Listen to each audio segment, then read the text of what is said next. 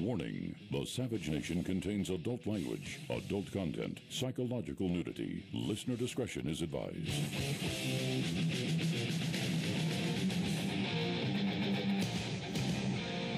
And now, America's most exciting radio talk show, The Savage Nation. And here he is, Michael Savage.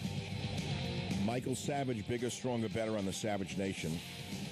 We're talking about Libya Gate. It could be Benghazi Gate, but the reason I refer to it as Libya Gate is because the first three letters might appeal to the liberals who may think this has something to do with food stamps. Libya Gate is not a joking matter. Those who denied help to the SEALs and the CIA operatives on the ground are murderers, according to the father of the SEAL who died. CIA operatives were denied requests for help during attack on consulate.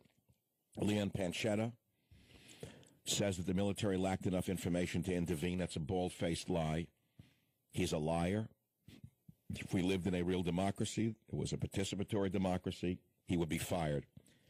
The Congress, the Senate would go into a late-night session. And if we lived in a participatory democracy, Panetta would be thrown overboard for this. Somebody would go to prison for this. Obama himself, the great commander-in-chief, the greatest commander since General, well, you name it. Obama said, I'm not personally aware of security requests before the attacks. Perhaps he was in Las Vegas at a fundraiser. Perhaps he had Chris Rockhead at visiting the White House so they could talk about important things such as rap music. McCain says the Pentagon was unprepared. Well, that's very tough. That's very tough of old McCain. What do you think about this? How do you feel about this? Do you feel Panetta should be forced to step down? How do you feel about Obama and Panetta evading responsibility? Since hours ago, the head of the CIA, Petraeus, said nobody in his CIA said stand down. He's basically thrown Obama under the bus. He is saying he didn't do it. They're probably looking to blame him. So he's saying, I didn't say stand down. That means either Panetta did it, one of Panetta's minions did it, or one of Obama's close advisors in the White House did it.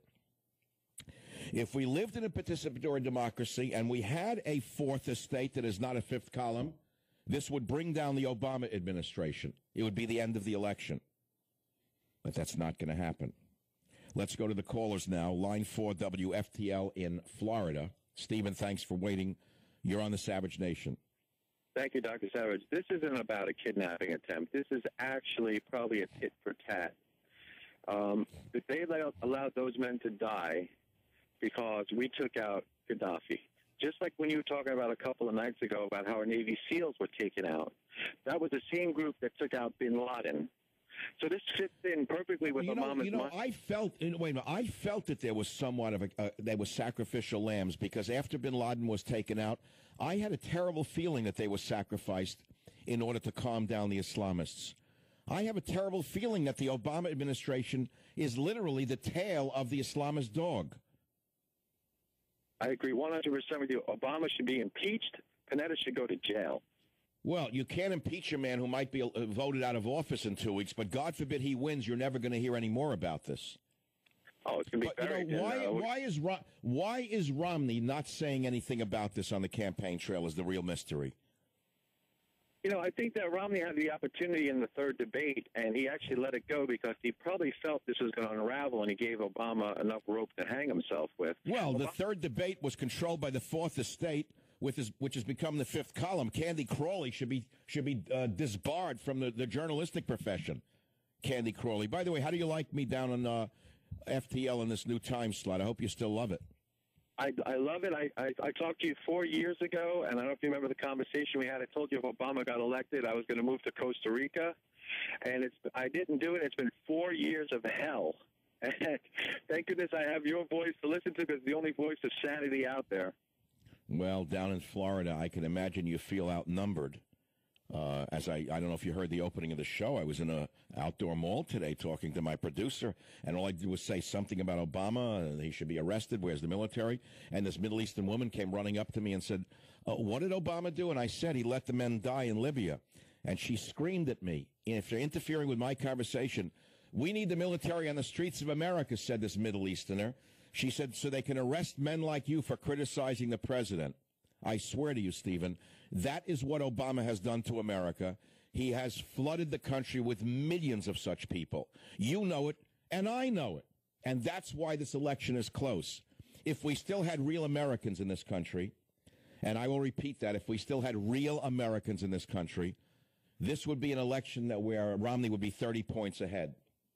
But instead we have fifth columnists in the media and floods of illegal aliens, floods of welfare recipients who, as you well know, just simply want the pork to keep on rolling.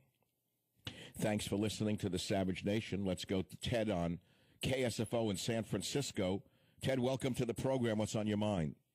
Hey, Mike, where is the Republican Party on all of this? I mean, when Reagan was president, the Democrats, when they controlled the House, they were every opportunity they had, they were out there. They were fighting him. Why? Where's the belly in the fire? You mean where's the fire? Yeah, where's the fire in the belly? Where's the pitchforks? What's going on? What's going on? Did you see the top of the Drudge Report tonight? You're not going to believe this one, what the corrupt Chicago machine has just done.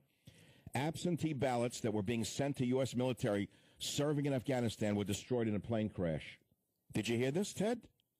Yeah, I saw that. Can you believe this? No, So-called federal officials just reported that absentee ballots being sent to U.S. military serving in Afghanistan may have been burned in a plane crash. A top official in the Federal Voting Assistance Program notified election officials across the nation that a transport plane crashed at Shindad Air Base on October 19th. 4,700 pounds of mail inbound to troops serving in the area went up in flames. Did you hear this? Did you hear this? Ballots burnt by this corrupt administration. This is just the beginning. If you think this is something new, then you haven't repeated the phrase that Joseph Stalin coined, which is, he said, it doesn't matter who votes in the election, it matters who counts the votes. Who counts the votes. 1-855-400-7282. That's the Savage Nation, the new number, 855-400-SAVAGE from anywhere in the United States of America. I'd like to hear from Pittsburgh, Texas, you name it. Big stations, growing by the day. 116 stations now, 134 stations as of today on the Savage Nation. I've only been on the air since Tuesday. 134 stations as of today. It's growing by the day. I'll be right back. Call Michael right now at 855-400-SAVAGE. It is Speedo Savage here on the Savage Nation. Yeah. Senators demand White House declassify Libya video. We're talking about Libya Gate. CIA men on the ground were denied help 3 times by the Obama administration during the attack upon the consulate. The father of the slain Navy SEAL said, who made the decision not to save my son committed murder. Leon Panchetta said, well, it's Monday morning quarterbacking. We didn't know enough to send in troops. Petraeus threw the president under the bus. That just came out this evening. That's kind of, maybe you didn't hear it today on the other shows. This was breaking news at 6 o'clock tonight.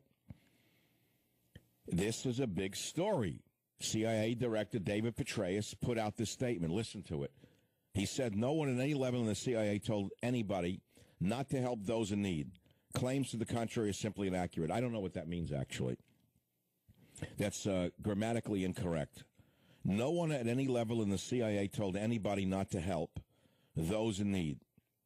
So who's anybody? Who in the government did tell anybody not to help those in need? So who did it? Someone decided not to send in military assets to save those agency operatives who were on the ground. Who made such a decision? Would Panetta make it on his own? I doubt it. It would have been a decision from the president.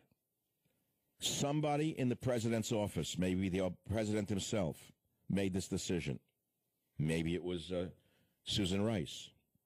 Maybe it was Obama's mother-in-law who lives in the White House. Maybe it was the White House chef. Maybe while they were eating dinner, he asked them what he thought they should do. I mean, that's the way a great commander-in-chief works. He feels his way through things. He gets many opinions if he's truly a Democrat. And he says to the chef, what should we do in Libya while he's eating? Well, who did this? Was it Obama himself who decided against sending in military assets to help the Americans in need who died? Who did it? Libya Gate. Libya Gate. Now, you're not going to get this from anyone except Talk Radio and Fox News. A few other outlets, that's about it. Because the fourth estate has become the fifth column. I'll keep repeating it until you eventually hear me. The fourth estate has become the fifth column. Let's go to the callers. Lou in KSFO, on KSFO in San Francisco. Lou, thank you for not paying attention to other matters. This is very serious, is it not? Yes, I believe it is. However, you made a statement before that I kind of disagree with. You said that Obama doesn't understand the Islamists, and I disagree since when he grew up in Indonesia, he was a very, very good student in the madrasa to the point where I understand he would be able to recite the Quran by heart, and I believe as such he's made the Arab Spring turn into the Israeli fall. Well, that's an interesting statement. It is fall. I call the Arab Spring the Arab Winter about a month, actually a few days after I saw what was unfolding. I was the first one to coin the phrase the Arab Winter. I was glad to see that Romney used it on his campaign trail. I'm glad I could help him. But it's not a laughing matter, Lou. Who do you think called this one to not help those in need in Libya? Who do you think? Do you think Obama himself said don't send in the troops? We don't want a wider escalation. He's such a control freak. Well, he is the president. He's supposed to be a control freak. Well, then there you have it. I mean, I can't imagine it being any way. Didn't Truman say the buck stops here? So we must assume that the buck stopped there, right? He mentioned that during the debate. I think it was set up so that Hillary would take the fall, but the deal was that Clinton, Bill Clinton, wouldn't stand for it, so he had to come up and say something very, poignant during the debate to say that he's the president and the buck stops there. Well, if the buck stops here, he should step forward and say, look, there's a lot of speculation going on about who said stand down. I didn't do it or I did do it. And it doesn't matter. I'm responsible for those deaths. I apologize and I resign. That's really going to happen, though. We know that's going to happen, Lou, right? But as I said, I believe this whole, destroying the infrastructure so much in Libya will, again, guarantee another Muslim Brotherhood. Do you know that a year before Gaddafi was taken out during the Civil War, he was telling the West that they should not destroy him and take him out because if they did, Libya would become another Somalia ruled by basically African gangs, African warlords. Gaddafi said, I'm the best friend you ever had in Libya. He was very similar to the other strong men in these despotic nations. Terrible men, but a better choice than the warlords who are taking over these countries. Right, and I think the ultimate plan is to surround Israel with huge hostile, neighbors. Well, this is already becoming biblical, the Israel question. It's almost biblical. I don't know how much longer anyone can take this when you see that the nations around Israel all want atomic weapons, and there's only one reason they want them. They're not getting them because they want to use them for peaceful purposes. They don't want them for defense. They want them for offensive purposes, and they'd like to kill every Jew in Israel. Unfortunately, it would set off World War III, and the carnage would not be limited to a single area. You know that, and I know that. Therefore, even Obama knows that. Don't you believe, Lou, that Obama understands that as well? Yes, I believe he does. However, there's something I noticed. Never before have I heard, until Obama became president, that so many Israeli spies were captured in other countries, such as Lebanon. I mean, I see a connection there that, Well, you think that this administration is giving up their names? I believe so. I just feel it. I don't. I can't. I don't have 100% proof, but I just look at the correlation. Well, I know. I can't even comment on that. I do know that strange things are happening, and I'm glad you found me on the non-strange KSFO. 1-855-400-7282. It's Friday on the Savage Nation. I wish I could lighten up and make it a light show. I can't do it. Normally Friday is Rock and Roll Friday. But it's very, very, very dangerous out there. There's a very dangerous situation here when you have deaths like this. And we learned today that they were begging for help, and somebody in the Obama inner circle said, "Don't help them." Basically, let them die. Why? I mean, there's a lot of conspiracy going around, incompetence, conspiracy. What do you think it was? What happened? But go back to why they killed Gaddafi. Go back to Gaddafi.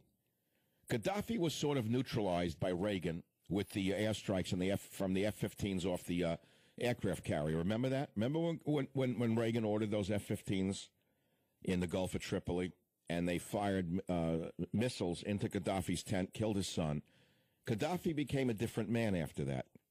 And Gaddafi was not our friend, but he was not really our enemy.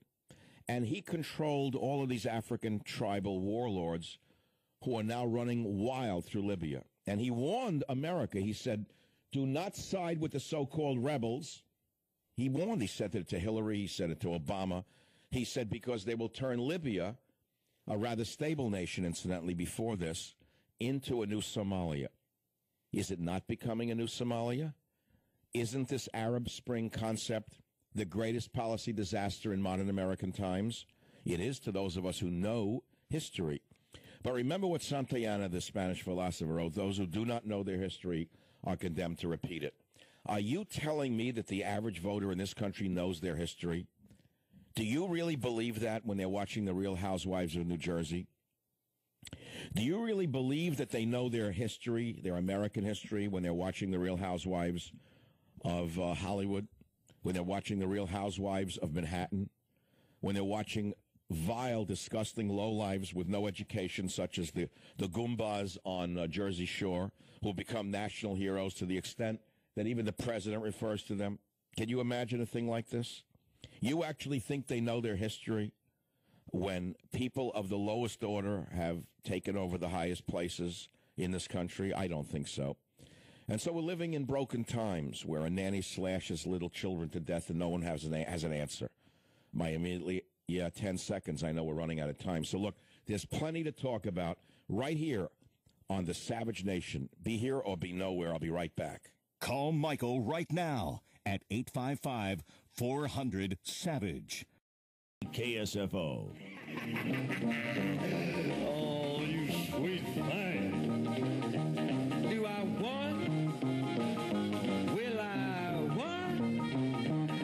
Oh, baby, you know what I like. There's other insults to our intelligence coming out of this administration. Some women that I know are sickened over the ad comparing voting to losing virginity. Obama ad says first-time voting is like losing your virginity. They compare it to a one-night stand, trying to appeal to the, I guess, the young and wild out there. Have you heard this ad? Can you believe this? I want you to hear the shortened ad in clip 8. Listen to this. Your first time shouldn't be with just anybody. You want to do it with a great guy. It should be with a guy with beautiful, someone who really cares about and understands women. A guy who cares whether you get health insurance, and specifically whether you get birth control. The consequences are huge. My first time voting was amazing. It was this line in the sand. Before I was a girl, now I was a woman. I went to the polling station, I pulled back the curtain, I voted for Barack Obama. The Obama campaign has put out this official video targeting young adults that compares voting to having sex for the first time. They say this year's election is all about sex, birth control, and abortion. Jim Messina, campaign manager for Obama for America, tweeted the video, making it public for the first time. He said, your first time voting is important. You are ready. Can you believe this? This is beyond comprehension. How any mother, that's another statement. I live in another world. How any mother. You know, you could say you can't learn a lot just by looking around the mall. I learn a lot looking around the mall. I'm verbally assaulted by a Middle Easterner who says I should be arrested for criticizing the president because Romney will cut her Social Security payments. She didn't know I was a talk show host. Then I see a mother going by with, what shall I say, slutty clothing? Yes, a mother going by in slutty clothing. She had a 10 or 11-year-old girl with her who was in sluttier clothing. They were hugging each other as they walked by, holding hands like they were female lovers. I've never seen anything like it. This is a mother. The Real Housewives of Marin County, that's a mother. The girl looked like a prostitute. The mother looked like a prostitute. They looked like two hookers. So, I mean, when I put out an ad like this, comparing voting to losing your virginity, maybe they know their market. Maybe we're just from another time, another place. First-time voting is like losing your virginity. Those who do not know their history are condemned to repeat it. So I guess we're condemned to repeat it, since we have so many morons who are capable of voting now. Total morons, incapable of clothing themselves, let alone voting. And by the way, their vote is equal to yours. Don't get me started on that one. I have my own feeling about who should be qualified to vote in this country. I feel anyone who is receiving public assistance should temporarily lose their right to vote. I don't think that's unconstitutional. I want you to think about that for a minute. If you're on public assistance, who are you going to vote for? Someone who says, I'm going to increase the number of weeks you can continue to collect public assistance and increase the amount you get, or the person who says, look, those who are providing the money can't do it anymore. We're going to cut back on the weeks and the amount. Who are you going to vote for? So therefore, if you're on public assistance, you should lose the right to vote during that period. Secondly, it encourages you to get back on your feet, doesn't it? Doesn't work that way. Not to the Democrat machine. They want to register as many felons as they possibly can, ex-felons who are out of prison. That's an interesting discussion unto itself. In other words, how long should you should be punished if you made a mistake and went to prison? I really don't think it should be for the rest of your life, incidentally. It's a second story. But let's focus on this ad for the virginity thing. If you have any comments about that? Any women out there? No? Okay, we'll go back to Libya Gate then, if you'd like to talk about that on the Savage Nation. WKIM in Memphis, Tennessee. Helen, welcome to the Savage Nation. Go ahead, please. Thank you. The president is ignoring about Al-Qaeda. He's covering up for everything. He's appeasing everybody overseas, and it's right in his backyard, sir. You think that we have sleepers here in America? Absolutely. Well, not only do I think it, I can tell you I know it. That woman who came running up to me in that mall today and screamed that I should be arrested by the U.S. military for criticizing the president, I had a feeling afterwards that I was watching a show like Homeland, where she was a sleeper in this country, waiting for the right moment to act. She certainly was not an American citizen. She was certainly a fifth columnist. Wouldn't you agree with that? I concur. I believe it, and I know it's a fact. They're all over this country. They were flooded in here by Clinton onward. Clinton onward. Onward wooden soldiers. KSFO, Lewis, you're on the Savage Nation. Go ahead, please. Michael, I'm afraid we may have some quislings in our government, not excluding Obama. But anyway, my thought about why we didn't send rescuers into Libya is that originally Obama had vowed that it was, just air cover, a NATO operation. We're going to let the rebels do their job and all that. He vowed that there would be no American boots on the ground. Okay, so this was part of his foreign policy. No boots on the ground, just blood on the ground. Yeah, I mean... No American boots on the ground, just American blood on the ground. Okay, well, that's an interesting foreign policy.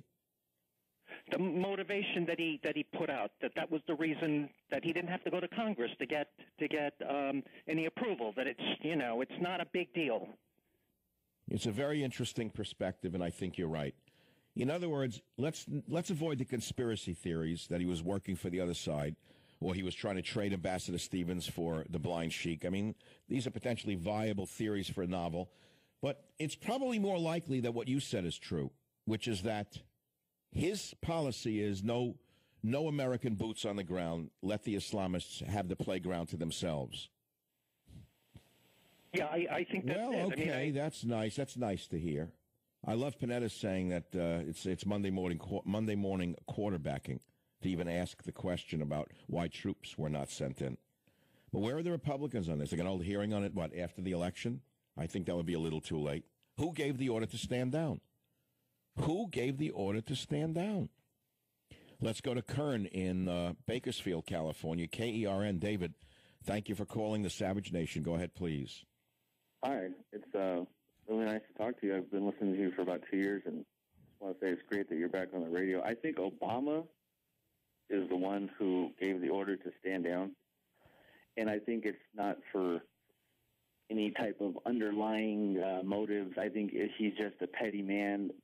The order came to him, and the situation arose, and he had just said no. He didn't feel like doing one of those photo op rooms with when they did the Osama operation in Pakistan.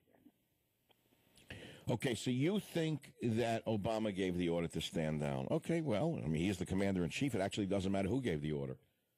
He ultimately has the responsibility, so therefore he owns it. So if he owns it, why is there no outrage in America? Answer, The Real Housewives of, fill in the blank. Okay, that's it. It's that simple. This was an attack on September 11th. It was a terror plot. And I believe the administration engaged in willful blindness to what was coming, not only in Benghazi, but around the world. Willful blindness. Willful blindness. Ambassador Stevens was complaining about the growing jihadist violence that threatened his life and his staff. He kept complaining, and yet they were sacrificed by Obama in order to support his policies. Well, the fact is these Americans could have been saved. Attack went on for 6 hours. U.S. drone was overhead. American fighter jets and an AC-130 gunship or more were less than 450 miles away in Sicily. A massive rapid response could have been ordered to defend the consulate. Instead, Obama did nothing. Why? He didn't want to violate Libyan so-called sovereignty, which is being ruled by who? Who's ruling Libya right now? Who? Who's the government of Tripoli? He let these men be sodomized and murdered by the Islamists. It was an atrocity. It was an assault on America because, you know, an embassy is your soil on a foreign ground. That's why they're able to ride around, for example, your city and get parking tickets and not pay them. And that's why they're able to run people over and get back to their home country because they're basically not in your country. When the jihadists broke into our compound, it was the equivalent of them storming into a building in Washington or New York. They invaded American soil. They shed American blood on behalf of their holy war against you, against your freedoms. And Obama knew it was terrorism, and he didn't order a military response. Should he be defeated for this in November? Sure. Will he be defeated in November? It's anyone's guess. With military ballots being, well, not delivered, let's say, the plane crashed and the ballots went up in smoke. With illegal aliens voting. Remember, Obama granted amnesty to minimum 1.3 million illegal aliens with the so-called Dreamer Act, without a peep of complaint from the scared as mice Republicans for fear of offending the illegal alien vote. You're telling me that they're not going to vote? For God's sakes, they were given driver's licenses in various states, which permits them to walk in and vote because there's no voter ID laws in the country, which the corrupt criminal administration of Obama has been fighting. So, do you think Obama's going to lose? I don't know, but I'll tell you this. If he wins, we are suddenly a banana republic. If Obama wins, if he gets away with stealing this election through all of the things he has done, we will become like a South American dictatorship. Businesses will suffer. There's not a business in this country. There's not a business person in this country, unless they're directly receiving money from the federal government, that will do better under an Obama administration, which stands for increased taxes and increased red tape. So I really don't care what your politics are. If you actually make a living by creating jobs or producing services, then you got to be a lunatic to vote for this administration. This is not a normal Democrat machine. I got to repeat that. If John F. Kennedy were alive today, he would be a right-wing Republican. That's what they would name him. The fifth column would call JFK a warmonger and a right-wing Republican. This is not the Democrat Party of your father. This is not the Democrat Party of your mother. This is not the Democrat Party that you know. This is the Socialist Party USA, if not the CPUSA. This is the Savage Nation. The phone number is 1-855-400-SAVAGE. I'll be right back. Call Michael right now at 855-400-SAVAGE. All right, these are the news headlines. We're talking about Libya Gate. Who is responsible? Obviously, it's the great commander-in-chief himself. There's other news, though. From one story after another, you don't know which way to turn. It's not all about Obama. I mean, it's an important story, but how about Obama's campaign over the first time ad, where a so-called actress on HBO compares voting for Barack Obama to losing her virginity. in an official Obama campaign ad appearing on the campaign's website. How do you feel about that as a mother? Is that a good role model? Yeah, really great. Citigroup fined $2 million over Facebook IPO. Ex-Italian Prime Minister Berlusconi convicted of tax evasion, sentenced to 4 years. 76-year-old billionaire is expected to appeal. Bloomberg says mass transit and cyclists are more important than drivers who clog roads. I doubt very much that the mayor of New York City will be riding a bicycle, a tricycle, or a unicycle. I suspect he will still continue to ride in a limousine. But nevertheless, it's more of liberalism, which is do not as I do, but do as I say. More important than motorists who clog up the roads, says Mayor Bloomberg. Speaking at a transportation conference at NYU, Bloomberg said people often forget streets were not made for cars. That's great. CIA operatives were denied requests for help during Benghazi attack on U.S. Embassy. We've been talking about that. What else is in the news that would be of any interest to a national audience on the Savage Nation? Well, I'll leave that to you. You can call me at 1-855-400-7282. It is Open Mic to Mike Friday, which I usually do on Friday, but this is too big. This whole Libya gate is just too big. Let's go to the callers around the nation. Henry on KFAQ in Tulsa, Oklahoma. Let's go to the next caller. Let's go to line 4. Diane on KSFO. Go ahead, please. You're back. But I wanted to say, as long as we're speculating about Benghazi and Obama's inability to explain anything, he's waiting to see how it plays out. And I will bet you a dinner at Ruth's Chris or the restaurant of your choice that he will come up with the excuse that he was in talks with the Libyan authorities and they said stand down.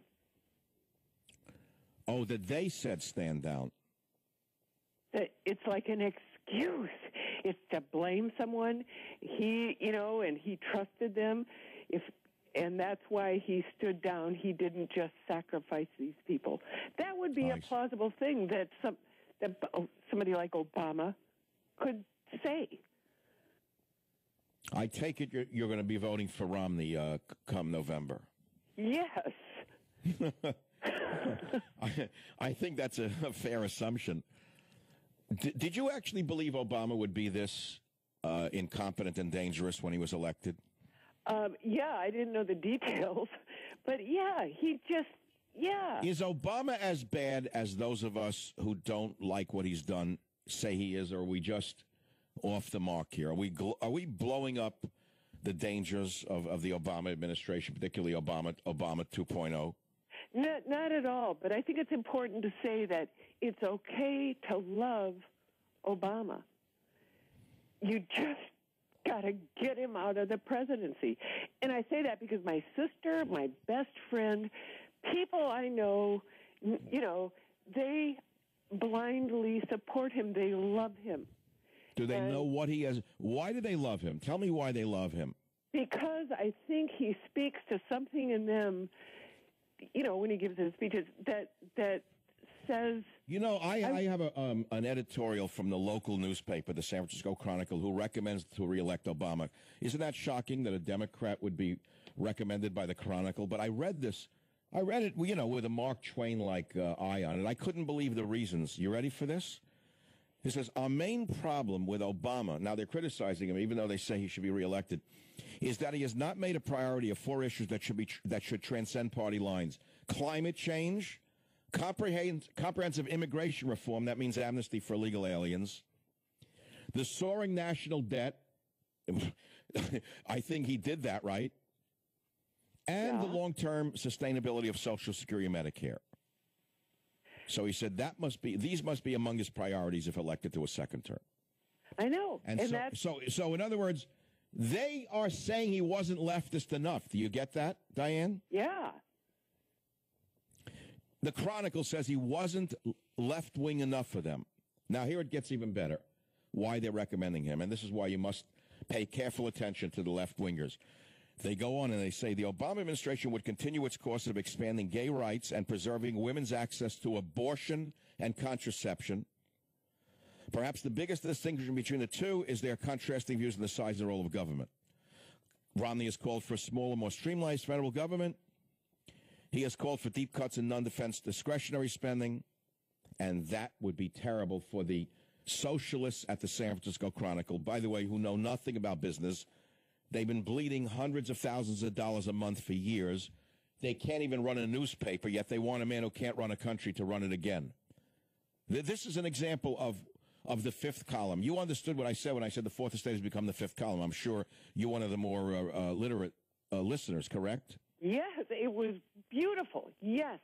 And because it's historically valid, yes. Diane, are you a new listener to my show, or have you heard my show in the years gone by? Oh, my God, I used to listen. I'm so glad you're back.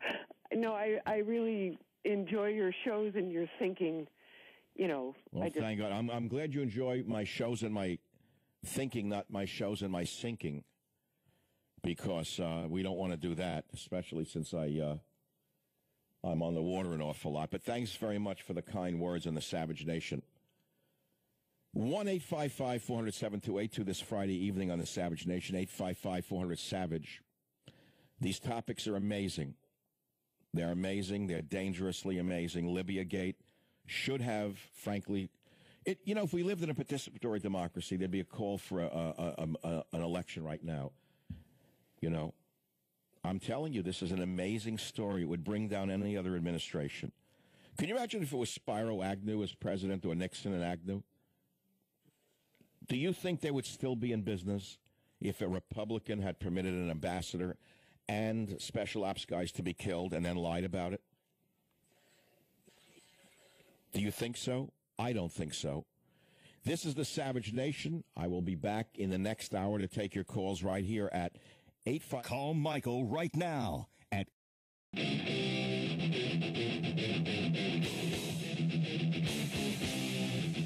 Warning, the Savage Nation contains adult language, adult content, psychological nudity. Listener discretion is advised.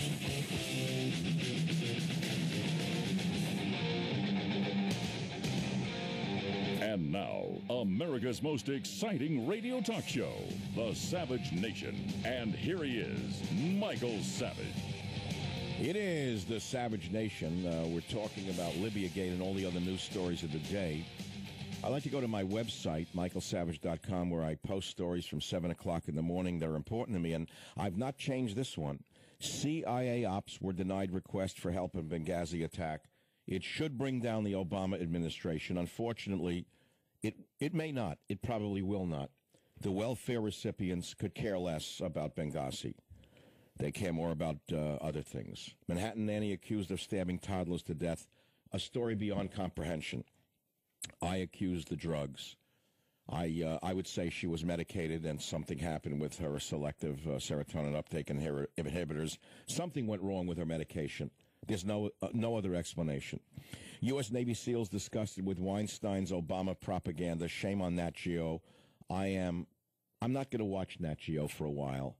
I used to like the channel, but since they become a wholly owned subsidiary of the Obama administration, like so many other products of NBC, I'm not watching them anymore. I would suggest you do the same. Obama plans to control executive pay. This is from Reuters. Wants to control executive pay. Obama's lead evaporates in 2 key swing states. Independents are moving swiftly towards Romney. I guess they finally saw the real man in debate number 1. And no matter what Candy Crawley did and Bob Schieffer did, they still had an indelible impression of the incompetent double talker in the White House. Yeah, it's true. U.S. troops, more of them die in apparent Afghan insider attack. Why are we there? I've been opposed to the Afghan adventure for a very long time. I have said we should withdraw our troops from Afghanistan for a very long time. Don't typecast me. I'm not a warmonger. I'm the exact opposite. I say take all the troops out of Afghanistan now. And anyone who wants to go there, I think they should enlist on their own and just become, their own brigade. Iran nearly finished with nuclear enrichment plan. Yeah, right. Oh, sure. Texas vows to arrest international election monitors. I hope they do. And let's go back to the big story. Lawmakers press administration for Libya answers. You think they'll get them? I don't think they'll get them. 134 stations are listening to the Savage Nation as of today. The phone number here is 1-855-400-7282. 882. Let's go to one of the callers, Dave, on WCOA in Pensacola, Florida. Dave, welcome to the program. Go ahead, please. Thank you, Dr. Savage. It's great to hear you back on the air. Thank you. Thank you. Glad to be back. I've got a comment about Benghazi Gate and then about the first-time ad for Obama. First, on Benghazi Gate, I've been rather relishing the idea of Obama losing and then being able to say it was the movie. Which movie? Oh, the film. Oh, he can say that the YouTube video brought him down. Without the explanations from the administration, hopefully this will be the nail in his coffin, and it was the movie.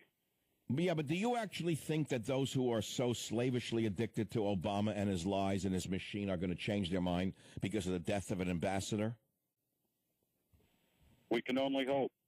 We can only hope that there are people out there who actually know what's going on and how dangerous this man really is. The fact of the matter is this is only the beginning, and it's only what we actually know.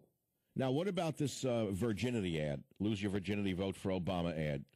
Well, I can't think of a more apt concept for an Obama ad because what the guy she's losing her virginity to is going to do to her, he's been doing to us for 3.5 years, and he'll do it for 4 more if he wins.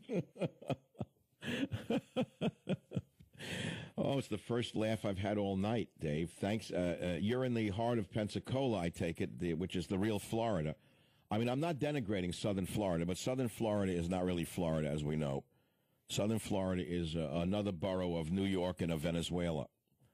Or what they call it. I love Southern Florida. I own property down there. I love it, but it's like going to a third world country. It's got beautiful beaches. That's one thing you can say. Beautiful beaches.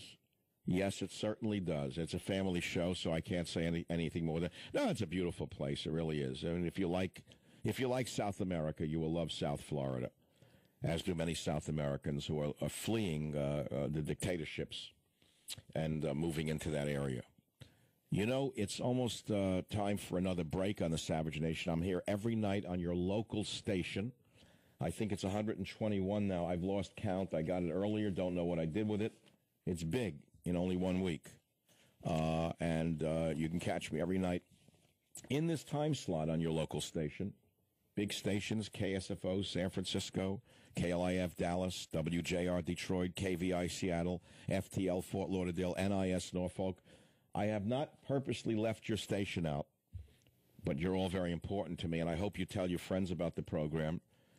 Very soon you can go to michaelsavage.com, and there's going to be a map put up by Cumulus Media.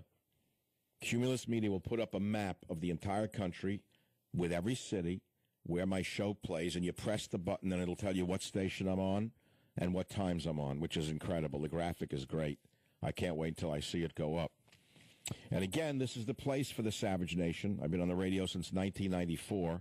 The only thing different about this is the time slot and the fact that I'm with professional operators, with the greatest engineers on earth, which is why you finally heard my voice as it really is. Remember that.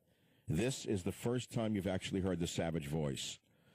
So as I say every night, be here or be absolutely nowhere. I'm Michael Savage. Savage. What are you?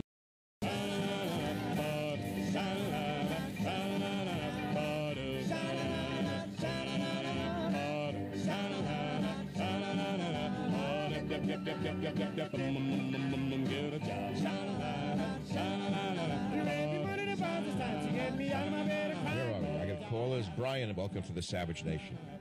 Hi, Mike. Nice to talk to you again. I'm a loyal listener and still near Savage Nation. Enjoy your humor and logic. I have a it used to be known as the wit and wisdom of Michael Savage in this case. In other words, I can be very wise and I can be very witty, or I can be very boring at times. I understand that. Do you think today I'm being witty, wise, or boring? I'd say witty and wise. Oh, thank God. I skipped the beat. You took a little while to answer that one. I'm a little worried. No, I swear, it was like a pause. If it was instantly, oh, Mike, it was witty, okay, but no, it was, I think witty, okay, that's not bad. That could be a joke within a joke. BJ, go ahead. You're on the Savage Nation on this beautiful Friday. Dr. Savage, the simple pleasures are the best way to go, and that's been the hallmark of your life. And the Irish people would welcome you with open arms because they don't care much for subjugation or royalty. Thank you. That's exactly right. They made me into an honorary Irishman of the 1912 period. You know that the Brits have made me into the equivalent of an Irish citizen in the period about 1912. Michael Collins, now we have Michael Savage. That's right. You know what? That's not a bad idea. Maybe I'll go to Ireland. I once almost moved there, by the way. I almost emigrated to Ireland. Would you believe it? About 30 years ago, I was going through a phase of I can't live in this country anymore, not with the leftists, what they're doing to this country. And I thought of moving to Ireland, but it was just too complex. I thought of getting like a thatched house, living out in the countryside. What it really was is I heard that they treated writers very well. It would have been a disastrous mistake for me in retrospect. I'm glad I didn't go. I was going to live the writer's life out in the woods. It wouldn't have worked at all. I wouldn't have fit in. I know I wouldn't have fit in. I would have had some friends, the drinking buddies in the pubs. I'd weigh about 197 pounds, at least, maybe 220, maybe a 210er. Right now, I'm still in, livable shape. But the beer, I'm back on wine again. I'm starting to drink wine. I'm drinking an Alsatian white wine. It's unbelievable. Cheap, but good. I got it from my friend up in Chalet Basque. I first tasted it up there, and I didn't get a headache. Imagine that I've reached a point in life where everything has to be like, does it cause a like an aversion reaction? Isn't it sickening? I used to drink wine by the bottle. It never bothered me. Then I reached a point where a sip, every sip my head would, so I was like reduced to drinking a beer or a vodka because it didn't affect me because vodka is the purest of drinks, of alcohol, and then the beer, if you know the German beers are the best. And that was it. I couldn't drink wine, but now I'm drinking wine. It was much, much different high. Couple of glasses of wine, totally different. We should talk about alcohol on Friday, what kind of alcohol and what it does for you. It's absolutely not the same. Look, you drink lab alcohol, you're going to get one buzz. You drink beer, you're going to get another. Let's say in the same amount of alcohol. You drink wine, you're going to get yet another. It's the congeners in the other drinks, what they do to you. No wonder people, they swirl it, they look at it, just drunks. I love guys sitting around and they swirl. What are they swirling? They have to show off with a glass of wine. Who are they fooling? They just want to drink it and get, wasted. Ex-Wall Streeter took cyanide after the guilty verdict. You see, it fits right into the show. Remember the former Wall Street trader who collapsed in court after being found guilty of arson? Remember they put something in his mouth? They found that it was cyanide. Unbelievable. Orangutan sent to island to kick smoking habit. Oh, come on. That's not really. I always had a soft spot for orangutans. They're red. They're red fur. I'm starting to think about it. You got to be careful. You get an attack orangutan in this country. You don't know what's liable to happen. What if you have a pet orangutan and it runs amok in the street? And I'm into a pessimistic mood, really. So I'd rather not. Truthfully. I mean, look what the sewer pipe of Hollywood has done to this country, and we forgot it already. Pessimism never won any battles, said Dwight D. Eisenhower. Yes, that is true. That is true for Dwight D. Eisenhower, who was a warrior and a general. But what if you're an ordinary person? You can't be a pessimist? What's wrong with it? Arnold Bennett, a Victorian-era British author, said pessimism, when you get used to it, is just as agreeable as optimism. And I'll say something else for pessimism. If you're pessimistic long enough, you'll never be disappointed. That's a Savage original. Putting me into the lexicon on pessimism. Michael Savage, the great American author and commentator, said that if you're pessimistic long enough, you will never be disappointed. That's pretty good. I have a very dark sense of humor, to be honest with you. But it's worked for me my whole life. It has worked for me my entire life. The dark sense of humor that I have has gotten me through virtually everything so far. I can't have a false optimism like the How to Win Friends and Influence People, which is, by the way, it is American. How to Win Friends and Influence People. When I first heard that philosophy somewhere after my sufferings of young Werther phase, like 18, 19, it was so alien to me. I felt like I was from another planet. I tried to twist my brain into being optimistic, but I didn't know how to do it. I had no concept of how to be an optimist. I don't know how to be an optimist. Look at me. Listen to what I'm saying to you. I don't know if you're interested in this, but it's a very interesting topic. Pessimism is an equally valid way to get through life is just as valid as optimism, right? And yet it's considered almost un-American or anti-American to be pessimistic. I know it is. Oh, look, he's too pessimistic. So, and what's the difference? Some of the greatest poetry and music, it reflects pessimism, melancholia. I can tell you right now, you listen to any piano concerto of another period, it's all pessimistic music. On the verge of suicide, every piano concerto was written by some genius composer who was this far away from knocking himself off. But he tore his heart out in composing the piano concerto. Very little of it is uplifting. Yeah, maybe he'll go into a few uplifting sections of his composition. So what do you want to talk about? Optimism, pessimism? I would say that most people listen to talk radio are pessimists. That would be my guess. Mixed in would be some of the people who are lifetime optimists. God bless them how they do it. I don't know what it is. You have to always have a positive attitude, keep your head up. It works. I remember actually when I think about it, I was going through this phase a long time ago and I read a book by an optimist, a whole workbook that had all sorts of programs in the Bay Area on how to make you think differently and positively. It was so alien to me. But people at work, coworkers, had the books. And one of the statements in it made sense. In order for an airplane to fly, the attitude of the plane has to be kept up. That got me through the University of California at Berkeley. The last year, the hardest year of my life. I finished it out and got my PhD from Berkeley. I got it in 2.3 years, world record. I don't know if anyone's got a PhD faster than I do from that great university. There were 2 master's degrees and 6 books to my name, 2 children, working a job, and I still got a PhD in 2.7 years. Would you believe it? 3.95 index out of a 4.0. You don't read about that because, Michael Savage, blah, blah, blah, blah, blah. Well, the fact is that I remember I had a job during that phase, too. I was working at some job, and the guy had the book where it said, an airplane, in order for it to maintain altitude, must keep its attitude up, meaning the nose had to be up in order to gather the wind. And it's the same with the person. So from that point on, I picked up a little optimism to fly through the program. It was really hard for me and bad. It was the worst. The worst day of my life was in that PhD program. Never. I thought I would never make it through. You want to hear what pessimism, you want to hear depression? Probably a real PhD in a real science is as tough a thing as you can get, as you can go through. But I've always loved the challenge, and I've always, picked challenges that I could reasonably expect to succeed at. And I wanted a PhD more than anything on the earth at the time. It was the number one thing in my life. It wasn't because I was told it was a union card and it would get me a teaching position, which I wanted very badly. It wasn't just that. It was the honor of a real PhD. I wanted it more than anything I had ever wanted in my life, right? So I was willing to do anything for it. Well, I had reached the point of the end of the road with... I think it was oral exams were coming up. You don't know what an oral exam is. It's as tough as anything you can go. Maybe a kid going through a parole hearing would understand what an oral exam is, because it was like being in a parole hearing.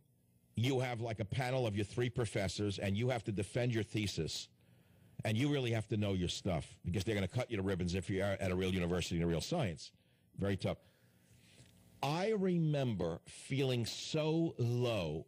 This is hard to describe. I was sitting in the men's room, where men sit in men's rooms, I felt as though I had disappeared within my body and had fallen into the toilet. I know you can laugh at it. It sounds humorous, but it wasn't.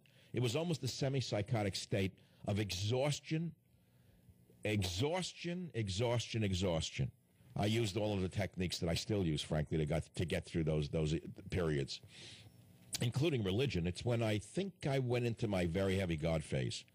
The heavy God phase came after I got my PhD, and 65 universities rejected me because I was white and bright. They said, white, bright men need not apply. Don't even send us another one. Almost a 4.0 index, great PhD, published at a major university. They didn't want to hire me because I was a white male. They were hiring, as you well know, anyone but white males at that time if they could. So I went into a very bad state, and I had to find the strength within to survive. 2 young children, didn't know where the next dollar was going to come from, didn't know what to do with myself, all because the ACLU said some people in our society... What country has the most energy